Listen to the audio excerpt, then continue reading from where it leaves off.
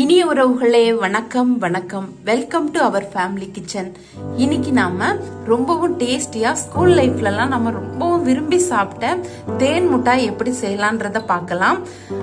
இது வரைக்கும் நீங்க நம்ம சேனலை சப்ஸ்கிரைப் பண்ணலன்னா மறக்காம சப்ஸ்கிரைப் பண்ணுங்க, லைக் பண்ணுங்க, ஷேர் பண்ணுங்க. அப்படியே பக்கத்துல இருக்க பெல் ஐக்கானே கிளிக் பண்ணிடுங்க. வாங்க வீடியோக்குள்ள போலாம்.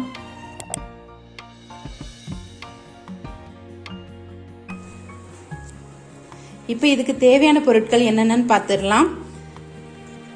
இது மாவு நைஸாக பேஸ்ட்டாக அரைச்சி வச்சுருக்கிறேன். எப்படின்னா எந்த ரேஷியோவில் வச்சுருக்கிறேன்னா, இந்த டம்ளருக்கு 1 டம்ளர் அரிசி, 1/4 டம்ளர் உளுந்து இதை எடுத்து 3 மணி நேரம் ஊற வச்சு இந்த மாதிரி நைஸ் பேஸ்ட்டாக அரைச்சி வச்சுருக்கிறேன். தண்ணி ரொம்ப இல்லாமல் இந்த பதத்தில் அரைச்சிக்கோங்க, நல்லா நைஸாக அரைச்சிக்கோங்க. அடுத்ததான் அந்த டம்ளருக்கு 1.5 டம்ளர் சீனி எடுத்து வச்சுருக்கிறேன். 1 பிஞ்ச் அளவுக்கு ரொம்ப லைட்டாக சால்ட் எடுத்து வச்சிருக்கிறேன். அதாவது ஒரு பேருக்காக ஒரு சால்ட் போடணுன்றதுக்காக கொஞ்சமாக சால்ட் வச்சிருக்கிறேன். அடுத்ததான் 1/4 ஸ்பூன் கேசரி பவுடர் எடுத்து வச்சிருக்கிறேன். 1/4 ஸ்பூன் ஆப்ப சோடா எடுத்து வச்சிருக்கிறேன். இது தண்ணி நம்ம சர்க்கரை பாக்கு காய்ச்சறதுக்காக 1.5 டம்ளர் சர்க்கரை எடுத்துருக்கிறோம்ல, அதுக்கு 3/4 டம்ளர் தண்ணி சேர்த்து சர்க்கரை பாக்கு காய்ச்சிக்கணும், அதுக்காக வச்சிருக்கிறேன். இப்போ நம்ம ஃபர்ஸ்ட்ல சர்க்கரை பாக்கு காய்ச்சிக்கலாம். இப்போ இந்த பாத்திரத்துல நம்ம எடுத்து வச்சிருக்கிற சர்க்கரை சேர்த்துக்கலாம். அடுத்ததா தண்ணி சேர்த்துக்கலாம். இதை பாகு காய்ச்சி எடுத்துடலாம். சூடாகி நல்லா கொதிக்கிற வரைக்கும் வச்சு எடுத்துக்கலாம்.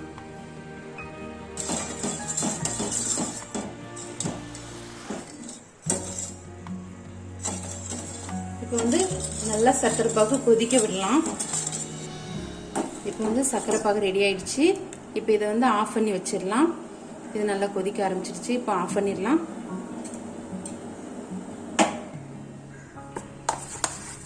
இப்போ நம்ம மாவு ரெடி பண்ணிடலாம்.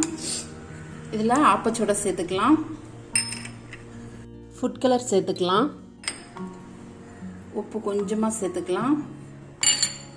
இதை நல்லா மிக்ஸ் பண்ணி விட்டுடலாம். பார்க்கவே கலர்ஃபுல்லாக இருக்கும். இப்போவே ரெடி ஆயிடுச்சுன்னா சூப்பராக வந்துடும். நம்ம கடைகளில் பார்க்கும்போதே அது சாப்பிடணும் போல் இருக்கும். நம்ம ஸ்கூல் டைம்லலாம் இதுதான் ரொம்ப விரும்பி சாப்பிட்ருப்போம், தேன் மிட்டாய்.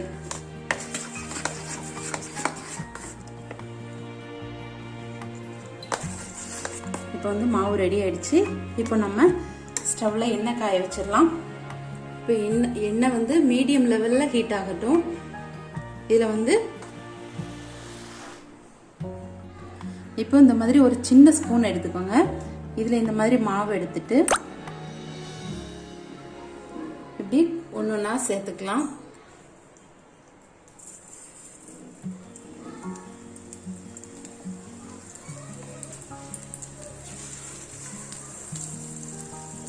இந்த மாதிரி ரவுண்ட் ஷேப் வர்ற மாதிரி போட்டுக்கோங்க. ஸ்டவ் கண்டிப்பாக மீடியம் ஃப்ளேமில் தான் இருக்கணும், ஹை ஃப்ளேம் வச்சிடாதீங்க.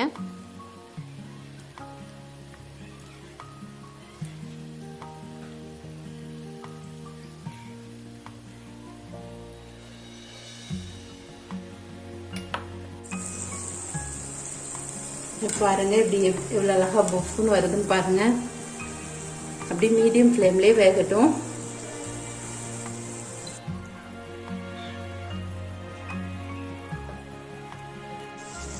இப்போ ஒரு பக்கமா வெந்துடுச்சு. அப்படி அடுத்த பக்கமா திருப்பி போட்டுக்கலாம்.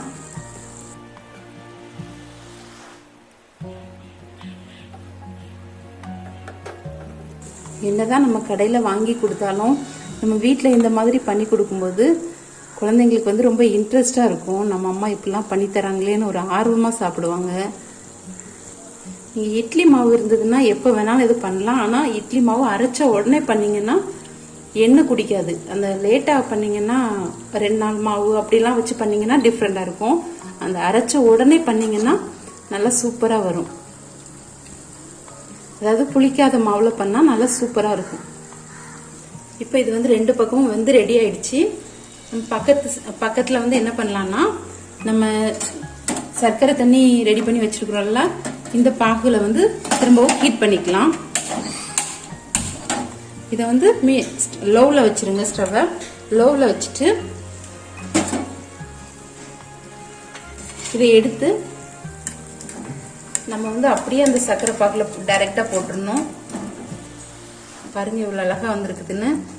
கொஞ்சம் சேஃப் தான் டிஃப்ரெண்ட்டாக இருக்கும். அதை நம்ம பர்ஃபெக்டாக இன்னும் கொஞ்சம் போட்டால் கரெக்டாக வரும். அப்படியே இதில் போட்டுடலாம்.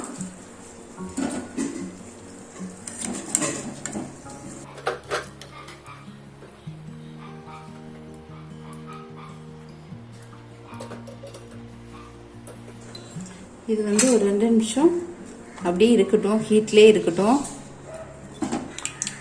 இப்போ நம்ம மீதி இருக்கிற மாவையும் இந்த மாதிரி போட்டு எடுத்துக்கலாம்.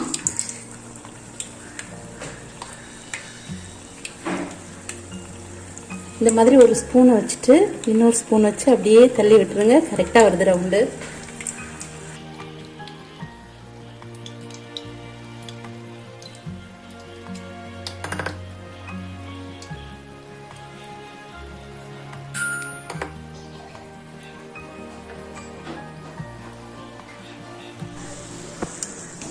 நல்லா வெந்துருச்சு. இப்போ இதை எடுத்துடலாம்.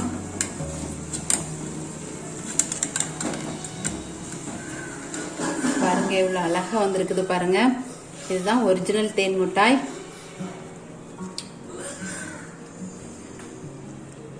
இப்போ நம்ம இதை அந்த சர்க்கரை பாகில் சேர்த்துடலாம்.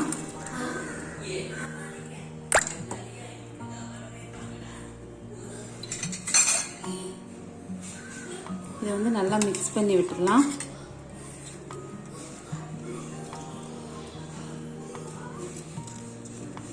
கரைஞ்சிடக்கூடாது. லைட்டாக இந்த மாதிரி எல்லா இதிலும் படுற மாதிரி வச்சுருங்க. இப்போ இது வந்து ஒரு அரை மணி நேரமாவது, மேக்சிமம் அரை மணி நேரமாவது இந்த சீனி பாகில் வந்து ஊறணும். அப்போ தான் அந்த ஜூஸ் எல்லாம் உள்ளே இறங்கும், அந்த டேஸ்ட் கொடுக்கும். ஸோ ஒரு அரை மணி நேரம் ஊற வச்சிடலாம். அப்படியே பாருங்கள் ஃப்ரெண்ட்ஸ், தேன் மிட்டாய் ரெடி ஆயிடுச்சு. பார்க்கவே இவ்வளோ அழகாக சூப்பராக இருக்குதுல்ல. நீங்களும் கண்டிப்பாக உங்கள் வீட்டில் ட்ரை பண்ணி பாருங்கள். ட்ரை பண்ணி பார்த்துட்டு எப்படி இருந்ததுன்னு கமெண்ட்டில் சொல்லுங்கள். மறக்காமல் நம்ம சேனல் சப்ஸ்கிரைப் பண்ணுங்கள், லைக் பண்ணுங்கள், ஷேர் பண்ணுங்கள், கமெண்ட் பண்ணுங்கள். அப்படியே பக்கத்தில் இருக்க பெல் ஐக்கானை கிளிக் பண்ணிவிடுங்க. Thank you friends.